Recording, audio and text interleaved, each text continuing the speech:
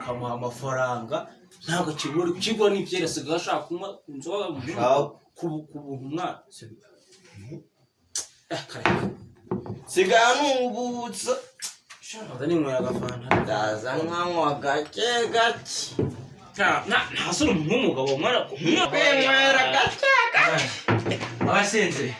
bamaze gute yes abasinzi komera mwana atakahaye uno kuri byeri imeze gute nonyweho shaye mwana ameze neza ariko mu nzoga za makenya inzoga amafaranga 300 umuntu umugabo utakiguha inzoga rego sinasanya hamwe abasinzi mwege muri abakene rwose amamiliyoni baguhaye imodoka yagonze bose ni make ninywera amamiliyoni se bampaye imodoka yarangonze nawe azajya muhugurukawe ukagutega akagonga ko bakayaguhereza uburyo nabyerekana nakwigurira ukashaka kunza amafaranga akanguhereje amafaranga ndafite ko nabyejanye nabagurira nta mubyo nabagurira tugende n'ahandi baba we n'imbuto ushaka kutugura umugoni yakwigurira byerajwe na genda abashebasha wa mugabo nawe ufite akaguru cyashemanda akagonga amafaranga azaguhereze ngenda genge kunywera abakire bare shaka kumara ku nzoga y'umuntu utatwiguriye mwana ajya ngo hari n'icuma bayatanze uramugo kuva mugongo imicose rayinze twarasangiye neza ko ndebera nta majya kutwihenuraho se nagenda ajya kunywa n'ahandi baba bacuje inzoga bakava mu muheto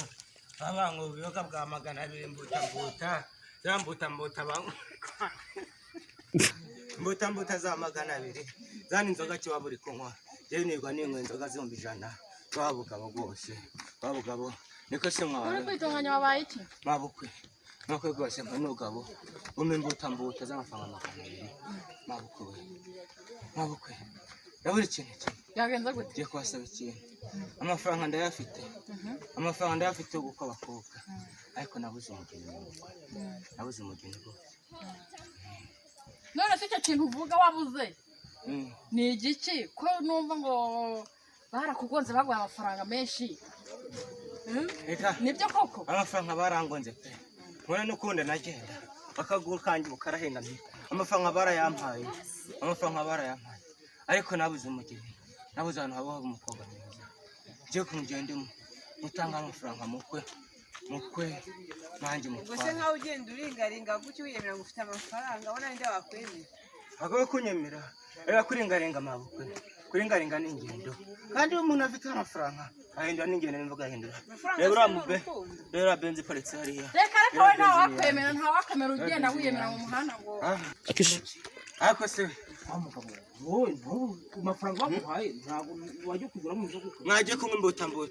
mushaka imbuta za 500 imbuta za 500 n'ebyiri ubu na muheto ngenda bunywa inzoga za 500 nimugende mwabusire n'ubuzima nubundi namenye ngamo nubuza nimugende mujyana ngayo mwabavuna muheto gusa genda n'ubuza